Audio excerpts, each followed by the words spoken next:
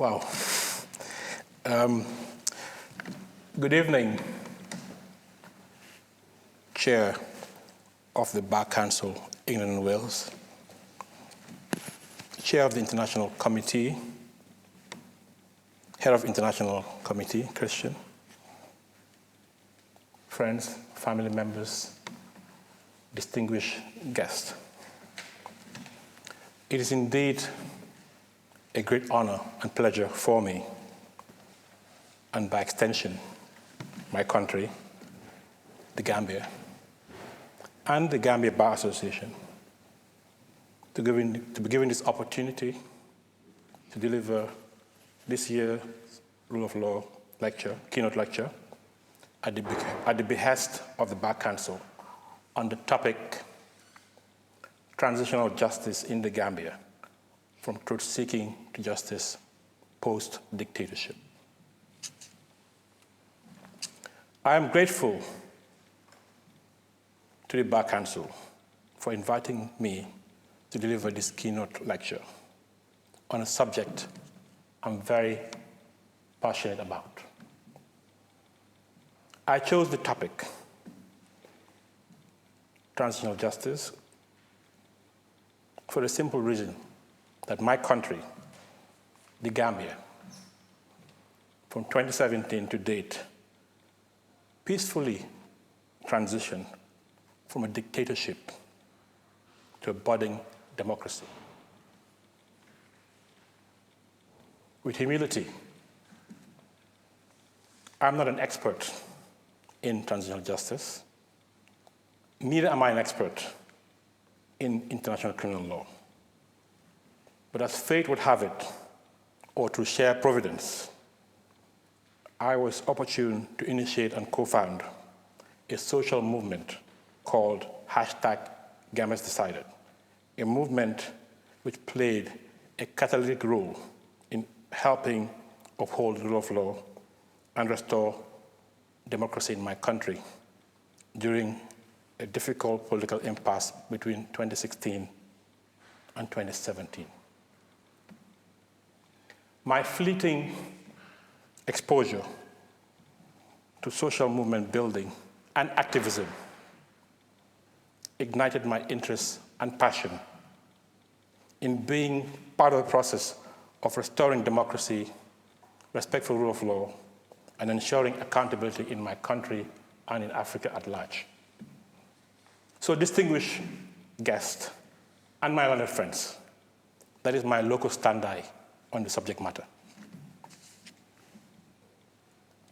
For the purposes of this lecture, I would use the transitional justice definition of the United Nations, which broadly speaking comprises of the full range of processes and mechanisms associated with a society's attempt to come to terms with a legacy of large-scale past abuses in order to ensure accountability, serve justice, and achieve reconciliation.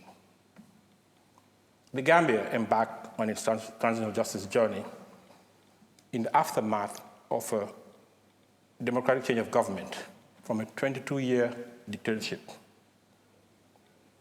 to a democracy, informed by a collective resolve and desire to address the legacy of historic human rights abuses and violations meted out on my people.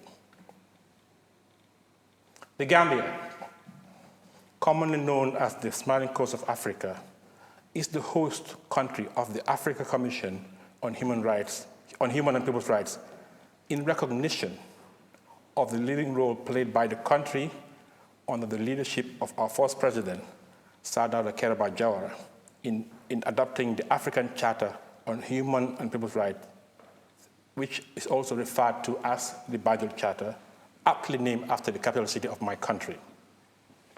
The Gambia also hosts the Africa Center for Democracy and Human Rights Studies. The Gambia, under Salieu Jawara, was the champion of human rights in Africa, and I dare say, a leading voice for the rule of law and democracy in the Commonwealth at the time. the Gambia, my country, under Sada Jawara, had an unenviable record for the respect for human rights and the rule of law. Fast forward in 1994, July 22nd, precisely.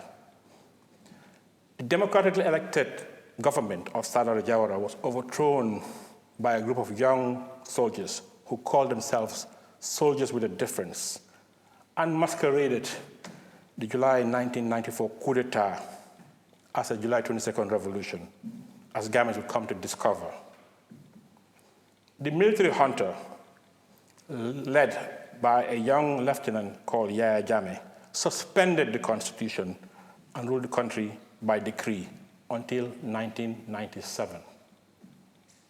In 1997, a new constitution was introduced, and the junta leader, Jammeh, was elected as president, marking a formal return of the country to democratic rule.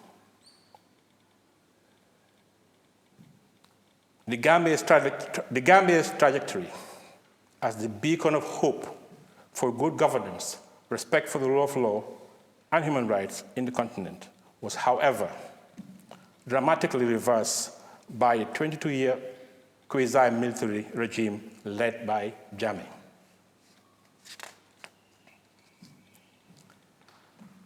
The Jammeh-era Gambia, as I would call it, is undoubtedly, without any exaggeration, the darkest period in the history of the Gambia to date. Yaya Jammeh simply replaced his military attire with civilian clothing, but ruled the country with an iron fist. He systematically silenced Gambians from all sections of the society by the use of brute force against anyone who dared to have a dissenting view or criticize his government. The freedom of expression, the cornerstone of a democracy, was the first casualty. He ensured that no one, no one within the Gambia, be it journalists, citizens, lawyers, activists, politicians, had a voice. No one had a voice. It's only one voice, that's Jammeh's voice. He didn't stop at just muzzling our voices. He suppressed media freedom and expression. He brutalized, he tortured, he killed, he prosecuted, he arbitrarily arrested citizens with impunity. Gambia's dictator, over time, destroyed all the government institutions of the state. He didn't stop at that. He repurposed, reconfigured state institutions as instruments to perpetuate himself in power. The police, the army, the National Intelligence Agency, the judiciary, the Justice Ministry, the parliament, the local media, and even some religious leaders were under his control.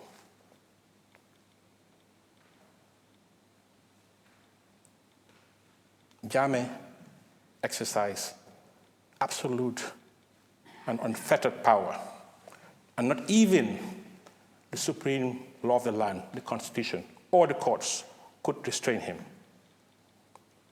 He ensured that the 1997 Constitution of the Gambia was amended 52 times to consolidate his power and self-perpetuate. He went on record to say that he would rule Gambia for 1,000 years. At some point, the idea of crowning him as king was mooted, and this was supported by chiefs and National Assembly members. Believe it or not, some of his loyalists organized a march calling for the abolition of the Republic and his coronation as king of the Gambia. This happened in Gambia. Under his watch, the rubber-stamp National Assembly promulgated draconian laws and amended existing laws at his whim. Laws which he used to repress and violate the rights of the citizenry through his apparatus, the Minister of Justice, the police, and the intelligence agency, to name a few. Just as King Louis XVI declared, "L'État, c'est moi," Jammeh was the state. Indeed, he owned the state. He even went and he actually made a public pronouncement declaring that he owned the country and that anyone who failed to follow his rules or directives would be sent to prison, which he called his five-star hotel. Not only that, his presidential directives were implemented and given the force of law in contradiction to our Constitution. Gambia became a pariah state and was isolated from the international community. He even declared Gambia as an Islamic state, contrary to the express provisions of our Constitution. Every Gambian who lived in the Gambia, including my humble self, during the era lived under a climate of fear and terror. No one was safe in the Gambia, and many Gambians left the Gambia and sought refuge in other countries.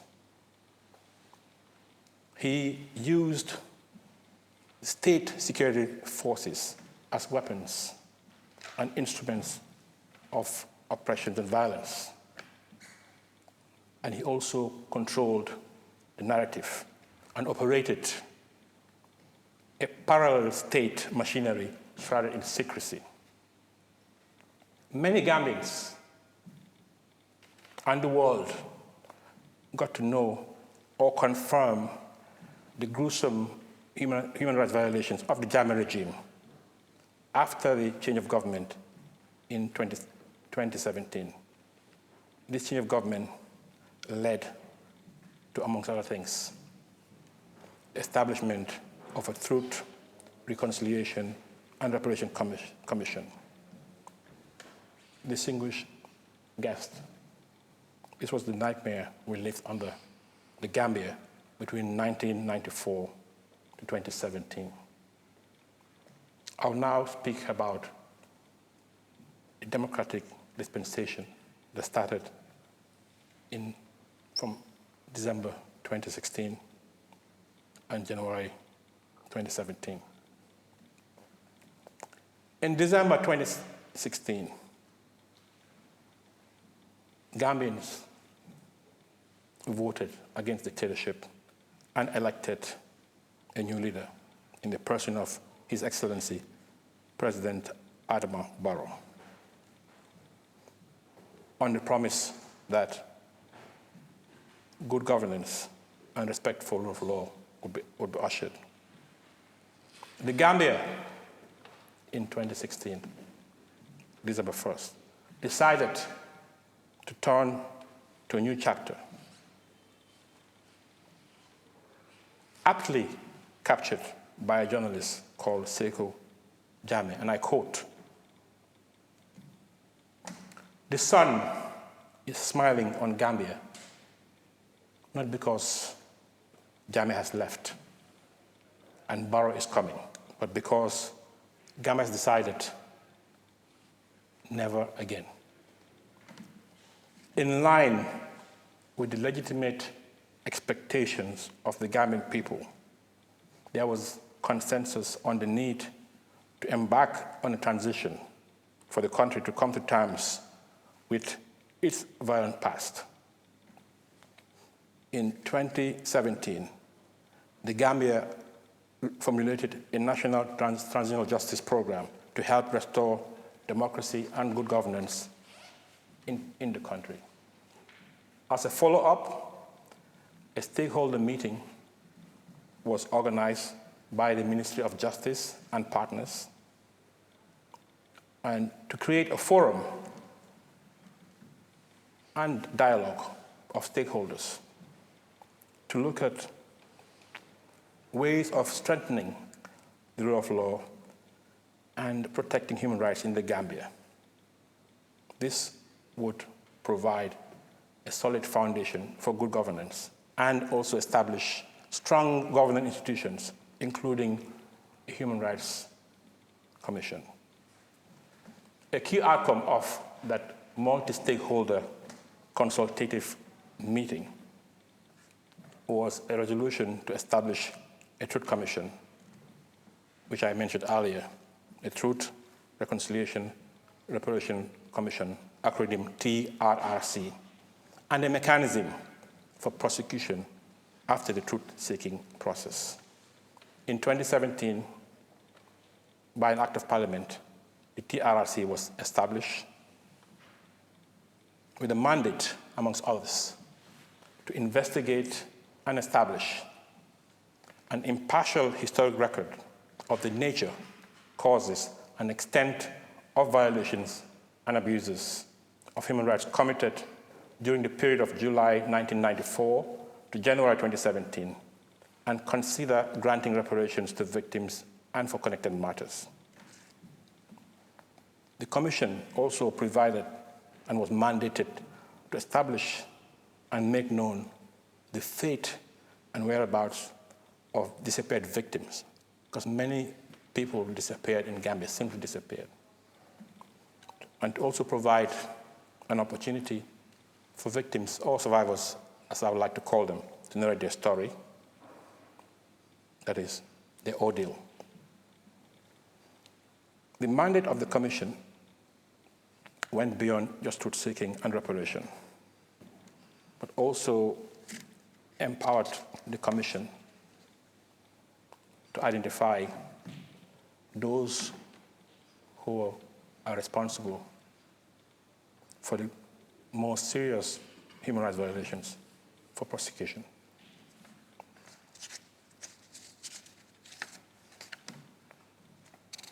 The TRC was launched in 2018, October, and commenced hearing on 7th of January 2019. The timeline, as I said, was to examine the violations from 1994 when we had a coup to 2017, January, when we had a transition to a democratic government. That's a period of 22 years. The proceedings of the TRC were divided into 17 different thematic areas, and a total of 393 witnesses were called to testify, including former government insiders, such as ministers of state, police, intelligence chiefs, members of the junglers, that is a notorious hit squad that took orders directly from Jammeh, in addition to expert witnesses and numerous victim survivors. The TRRC received over 2,600 statements. Following the period of its deliberations and hearing the different testimonies from different people and experts, a report was done and, in line with the law, was submitted to the President and published on the 25th of November, 2021. It was a 17-volume report, very comprehensive. This was indeed a milestone for Gambia, which not too long ago was under a dictatorship. The Gambia's Truth Commission, or truth-seeking process, has been hailed a great success and model in terms of its transparency, participatory, and inclusive approach. The Truth Commission was built on political and national consensus, which followed a multi-stakeholder approach and nationwide engagement of all Gambians from all walks of life. From the onset, the composition of the Commission reflected the country's ethnic, regional, gender, and religious diversity. By law, the Commission was conferred independent status by the enabling statute and discharged its function with complete autonomy from the executive. The Commission, unlike typical truth-finding commission, was vested with quasi-judicial powers, very expansive powers indeed, to issue witness summons and subpoenas. And failure to comply with the Commission's witness summons or subpoena was considered actionable as contempt of court. These powers, to a large extent, though unconventional for truth commissions, which are typically tribunals of fact, enhance the ability of the Commission to elicit truthful testimonies from witnesses, as you'll come to find out.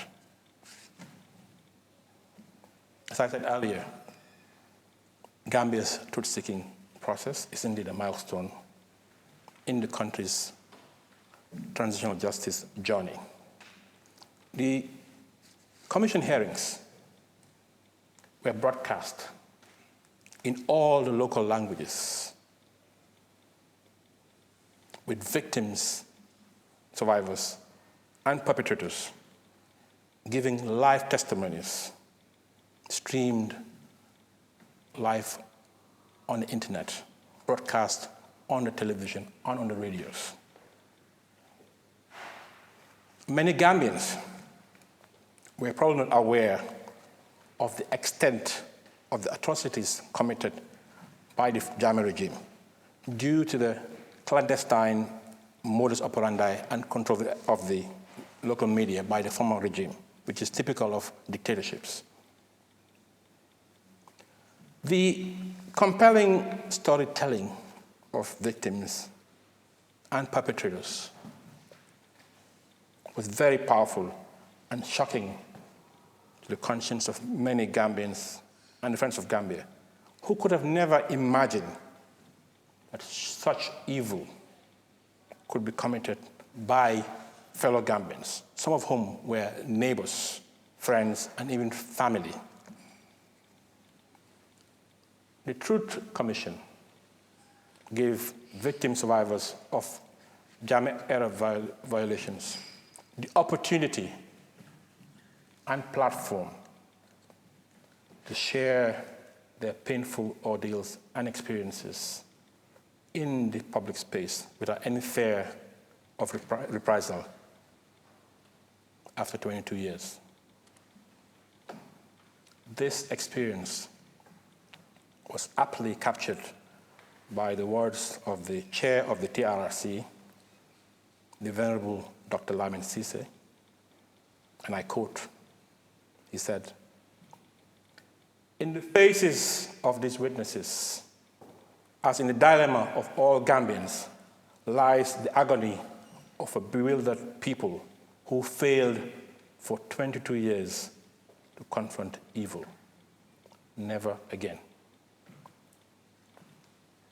The slogan, "Never Again," encapsulates the collective voice and resolve of Gambians to never again allow the country to slide into such an unprecedented level of abuse of power, violence, and culture of impunity endured under the rule of Yahya Jammeh.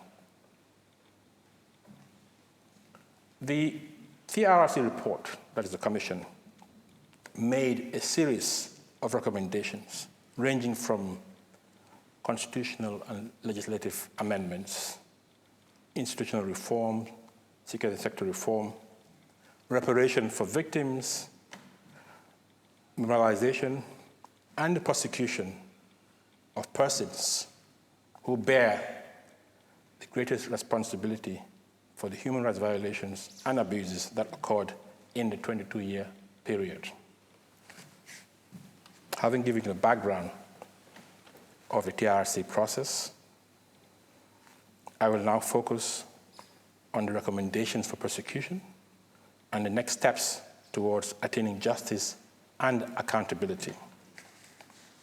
From truth to justice, what do you do with the truth? Whilst the TRC focused on the truth-seeking process and reparation as a means of fostering reconciliation, the underlying demand for justice and accountability was a constant clamor of victims who organized themselves together with NGO allies into a coalition called Jammeh to Justice, calling for the prosecution of perpetrators, starting with former President Yahya Jammeh. Indeed, one of the primary objectives of the TRC is to address impunity and avoid its recurrence. It goes without saying that there cannot be a meaningful truth-seeking process, reconciliation, or healing in the absence of addressing impunity and the question of justice and accountability. This view was eloquently articulated by the late Kofi Annan, former United Nations Secretary General, in a statement following a conviction by the Rwanda War Crimes Tribunal, ICTR, which reads as follows: "For there can be no healing without peace.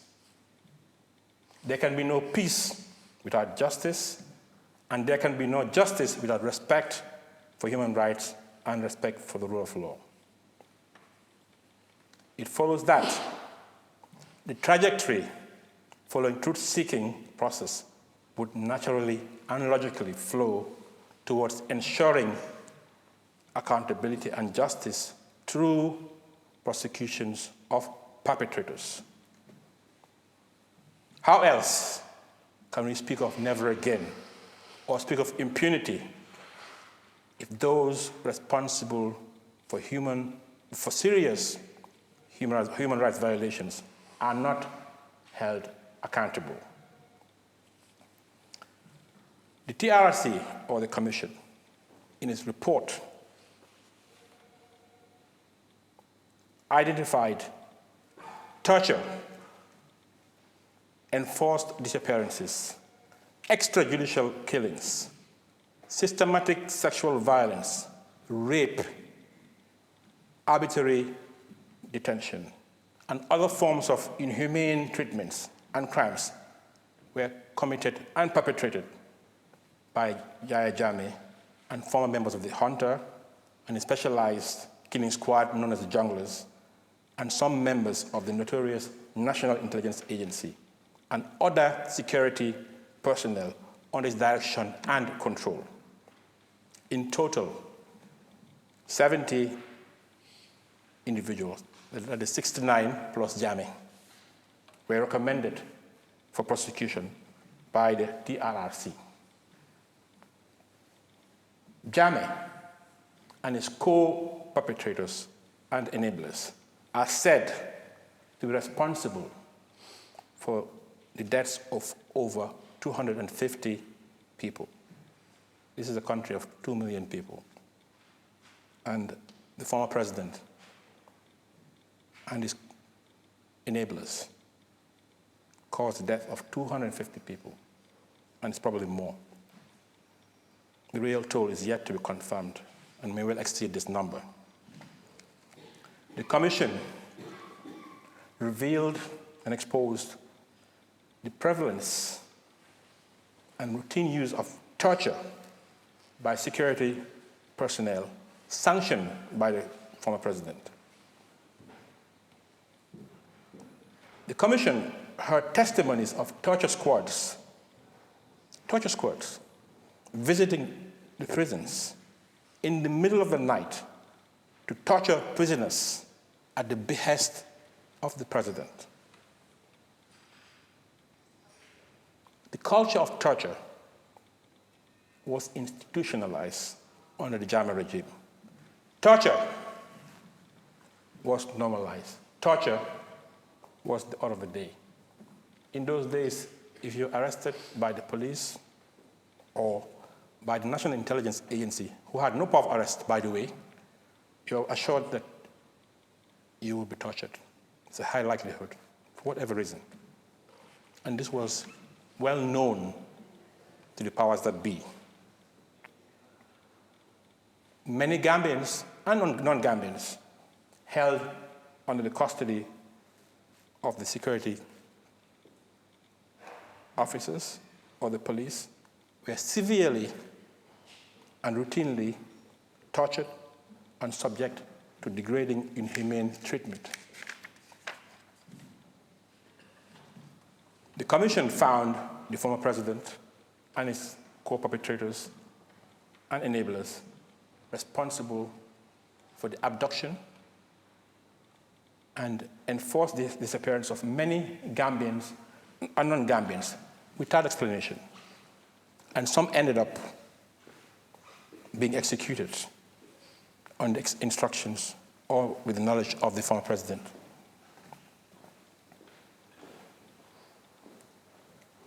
As part of the TRRC, a sergeant who was part of the military apparatus gave testimony, a very sad story, of two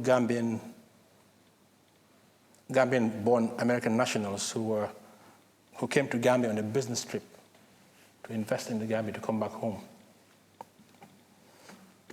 They mysteriously disappeared without trace. And their families did everything possible. They went to different police stations, and the government said, we don't know where they are. We later found out through the Truth Commission that they were abducted by security operatives under the control and instruction of the former president. And they were killed. In their testimony, one of the participants graphically explained and said that they were killed and they were ordered to chop them into pieces like meat.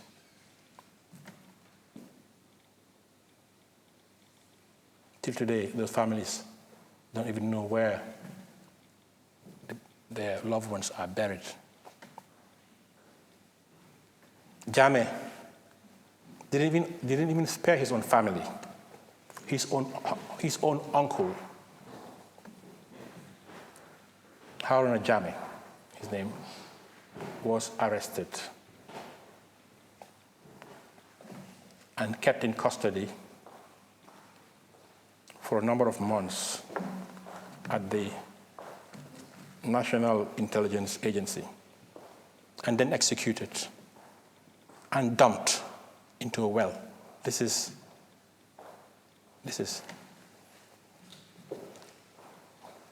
excuse me, Her Excellency is here, I have to pause.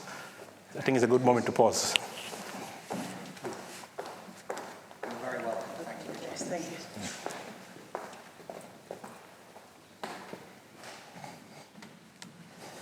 As I said, Jammeh didn't even spare his own family. His own brother, his own uncle rather, was arrested, kept in custody for a number of months at the NIA, then executed and dumped in a well. The actual perpetrators testified to this. Several of his close relatives suffered a similar fate. The Truth Commission revealed the systemic and widespread perpetration of sexual and gender-based violence during the 22-year rule of the former president.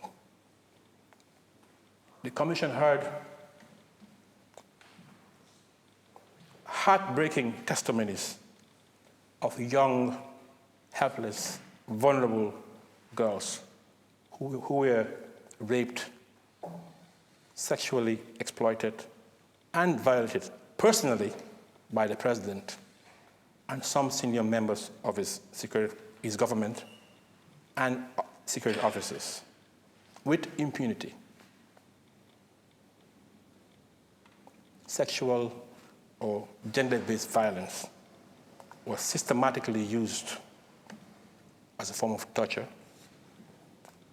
as a form of manipulating people, as a form of humiliating both men and women, as I said, at the highest level, starting with the former president.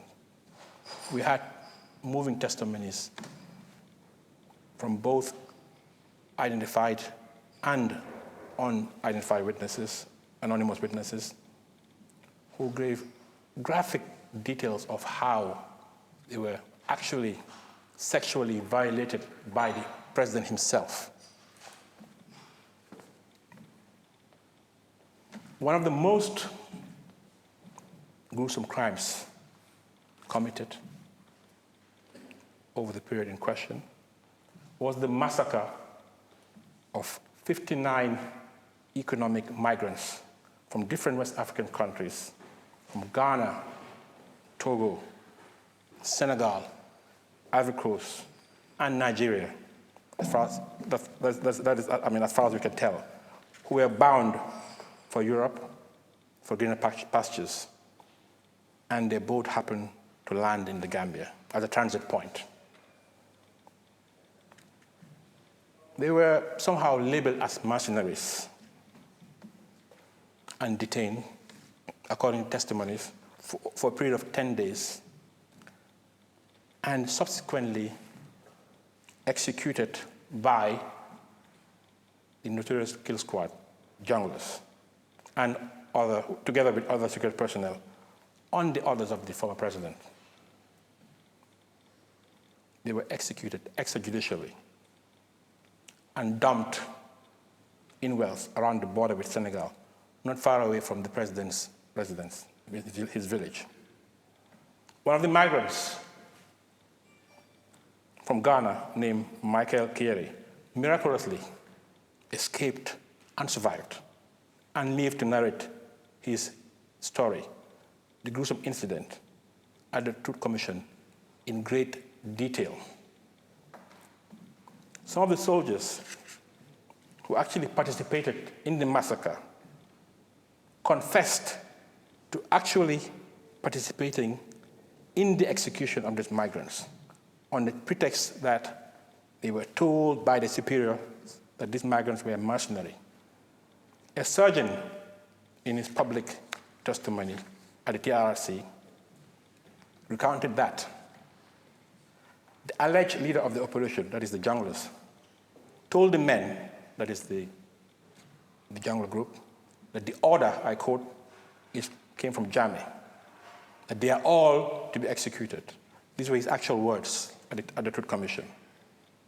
Over 59 people, West Africans, were extrajudicially executed on the orders of Yahya Jammeh in the middle of the night and dumped in wells. The list goes on and on. Jammeh also had a sham HIV/AIDS program. He claimed to have the knowledge of curing HIV and other illnesses. Gambians and non-Gambians were coerced into joining Jammeh's HIV sham AIDS program. And the condition of joining the program was that they had to give up their medicines regime and be under Jammeh's care. Jammeh, by the way, has no medical qualification. his highest qualification is secondary school or GCSEs, but yet he had an AIDS program assisted by some medical practitioners. And some of these, and he claimed to have cured these people, but nobody could verify it. And some of them subsequently lost their lives. And some of them, up to today, are suffering immensely. He also paraded himself as a witch doctor. That might even sound very weird to this audience. He basically had a witch hunt where he claimed a group of people, hundreds in numbers, were actually possessed or were witches and wizards. And hundreds of people were arbitrarily arrested and humiliated. And he forcefully gave them concoctions, which he made, claiming that he was exorcising them or freeing them of these evil spirits. And some of those people actually died. Not only that, many of those people were ostracized by their communities because they were now tagged and labeled and suffered immensely, both in terms of their social standing in the community and even economically, because they could not make a living in their communities. Jammeh's rap sheet is very long. I cannot explain everything, but I'll just give you other examples. Jammeh and other members of his government were also implicated in the killing of 14 demonstrators, mainly students, in the April 10-11 student demonstrations. Basically, a young girl was raped by firemen, and students were demonstrating about this process, and one of them also got killed in the end in the process, and that kick-started a national student demonstration, which is a right guaranteed under the Constitution of the Gambia. Well, unfortunately, Jammeh was not in the country at the time, but he ensured that this student demonstration was clamped down heavily. When I say heavily, his security forces fired live bullets, killing 14 to 15 innocent Gambians who were exercising their right to protest. And not only that, after the killing, many of them were arrested arbitrarily.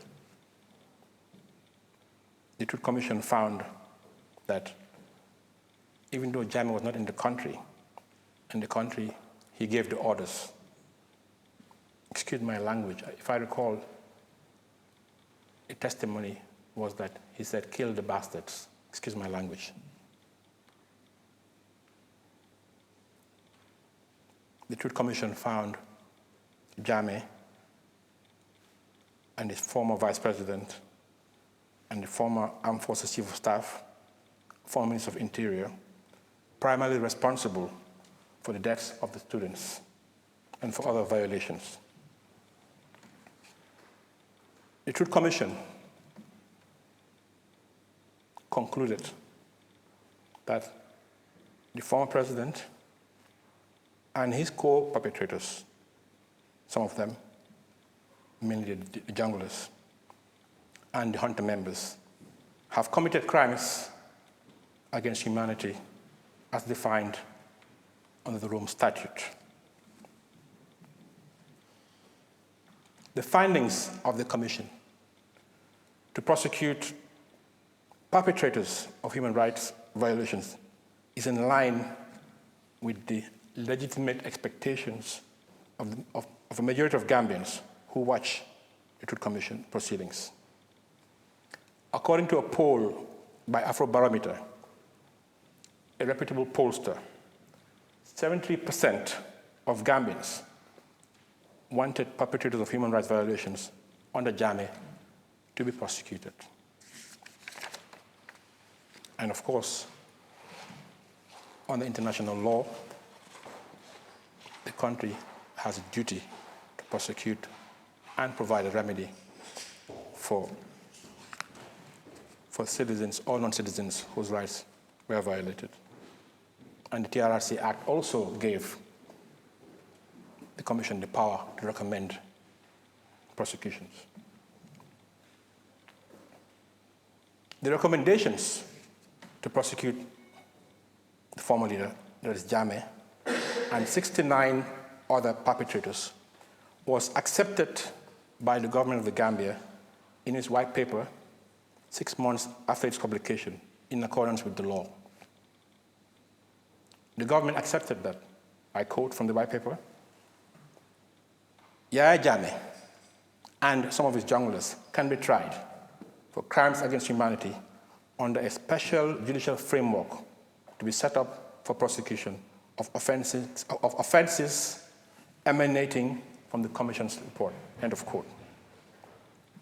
The government of the Gambia expressed its intention to set up a special prosecutor's office with a mandate to carry out investigations and prosecutions, as laid out in the white paper. We, as a bar association, when I say we, I'm referring to the Gambia Bar Association, are happy to note that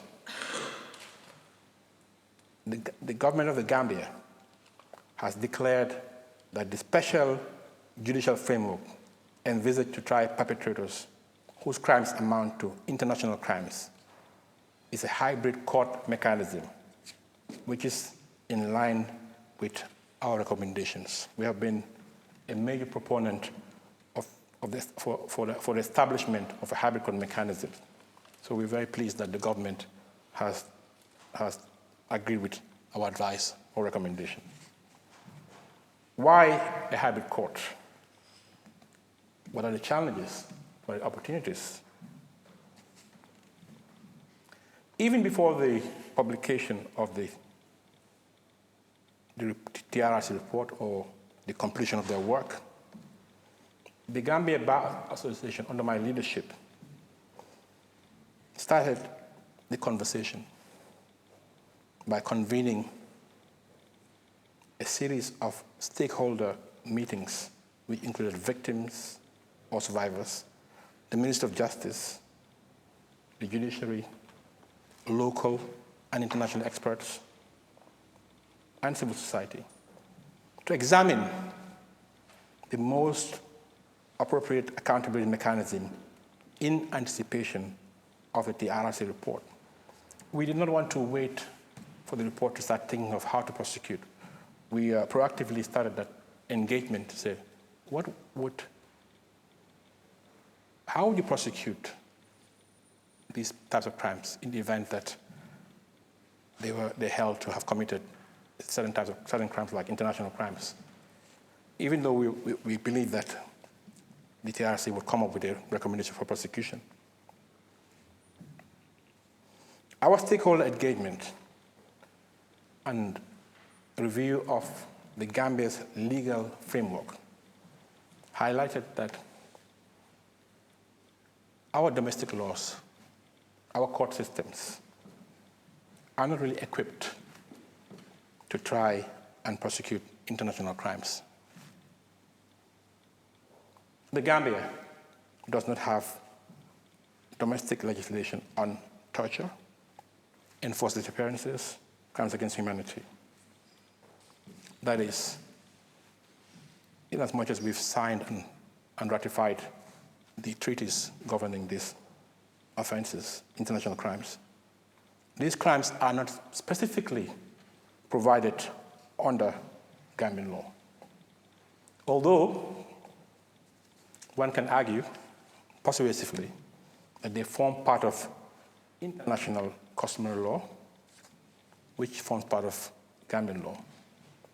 This was settled by a case known as the State versus Yankuba Toure, where I'm happy that the bar and some of our members were amicus, where the Supreme Court, presided by Justice Hassan Jallow, ruled that international customary law is part of the common law, and the common law is part of Gambian law. Therefore, international customary law form parts of Gambian law. However, despite this innovative and progressive ruling by our Supreme Court, I would hasten to add that it would be very challenging to use international customary law as a basis of prosecuting these international crimes. In addition to the fact that our laws are not adequate, our laws do not provide for a rule for victims. Our court proceedings are not victim-friendly or victim-centric. The role of victims or survivors is central in the prosecution of international crimes, and victim participation is very, very important element of a transitional justice process.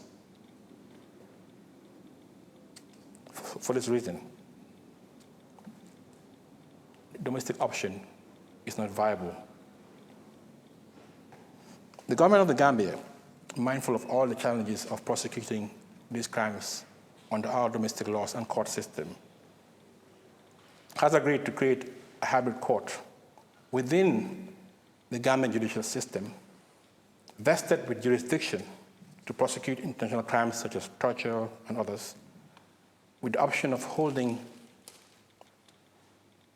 hearings outside the Gambia. And I guess one would wonder why. This option is possible under a hybrid court mechanism. It will allow, for example, in the case of Jammeh, it might be difficult. It might have challenges of security and other things to try Jammeh in the Gambia. So this hybrid model will allow you to have a mechanism in Gambia that can also try Jammeh in a third country, just like Charles Taylor was tried in The Hague, even though the court was seated in Salieu. So the government has opted for this option, which will give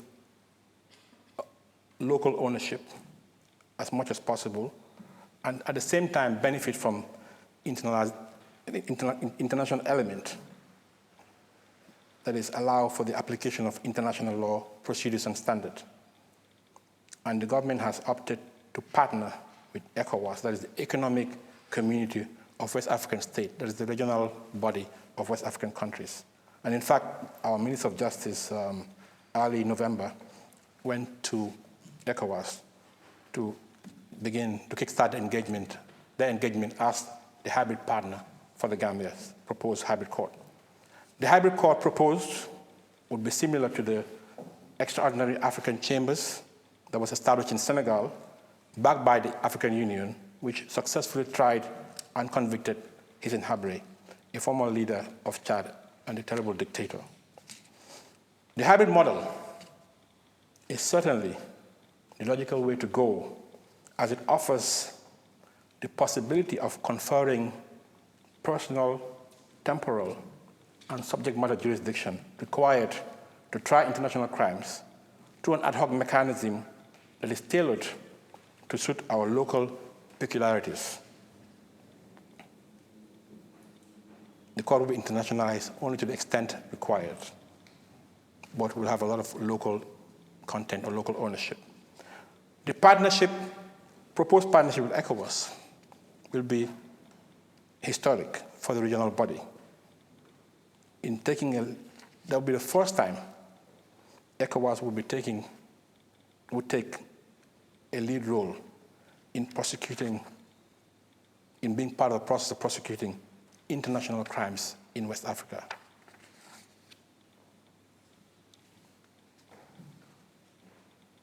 This opportunity of ensuring that we have local solutions to our local problems, bearing in mind the international dimension, is an opportunity that cannot be missed.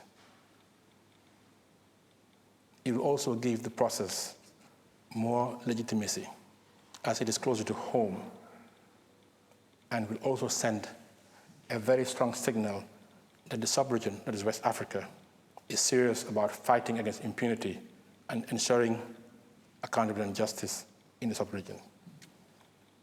I'll finish very soon. The hybrid model proposed will have to address and deal with the challenges posed by the intersection of domestic and international law in the hybrid court mechanism. How do you address the potential conflict between self-serving domestic laws enacted to shield leaders from responsibility with the need for justice and accountability? How do you address the question of retroactivity or legality? The Gambian Constitution bars enactment of retroactive laws and also purports to grant immunity to the former president and junta members, making no exception to international crimes. A full discourse of the above questions is not possible within the time allocated. But suffice to say, at this juncture, that the hybrid court mechanism is precisely designed to address such challenges, as the court, for all intents and purposes, would have an international character jurisdictionally and will be governed by international law. The treaty and enabling legislation establishing the court would or should clearly spell out the applicable law and procedure of the court. It is very important at the design stage to ensure that there is clarity in the relationship between the hybrid court and the domestic court system. It may be necessary to make constitutional and/or legislative changes to create a synergy between the hybrid court mechanism and the domestic system. This will help avert potential collateral and protracted legal challenges of the court's jurisdiction. There is jurisprudence under international and domestic law which support the view that hybrid court mechanisms, once conferred and vested with international jurisdiction, will not be subject to the limits of domestic law. There have been cases in the Salieu International Court and also in the Senegal case where this issue was dealt with by courts. As always, it is important to bear in mind the impact of political processes on the successful implementations of the recommendation to prosecute. To this end, the role of the local legislature, that is Parliament, is very critical, as there will be a need to ratify a treaty conferring the court's jurisdiction. If that's a treaty with ECOWAS, there will be a need for local legislation to set up a special prosecution office. There will be a need to establish and embed the court within the domestic legal system as envisaged. And all this would require legislation. We've learned from the experiences of many transitional justice initiatives that the hardest and most challenging part is the implementation of the recommendation to prosecute. The decision to prosecute, that is the implementation, is within the purview of the state, in bracket, the executive and the National Assembly. And we are technocrats. We look at the technical issues, but we have to be mindful of the political processes. And inevitably, this will be subject to political considerations and sometimes machinations. In the Gambia, we are opportune so far to enjoy the political will of the executive to implement the recommendation to prosecute.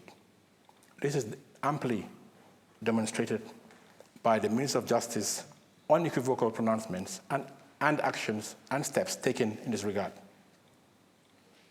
The Gambia Bar Association continues to work closely and support the Minister of Justice in this regard. Notwithstanding the current dispensation and efforts towards prosecuting Yahya Jammeh and his enablers and co-perpetrators, there will be resistance from his loyalists, and there will be political challenges. However, challenges are surmountable. It is my ardent belief and view that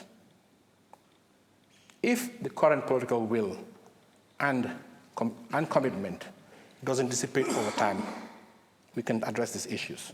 Political will is very fluid. Political will at the highest level must be demonstrated publicly to give the public confidence.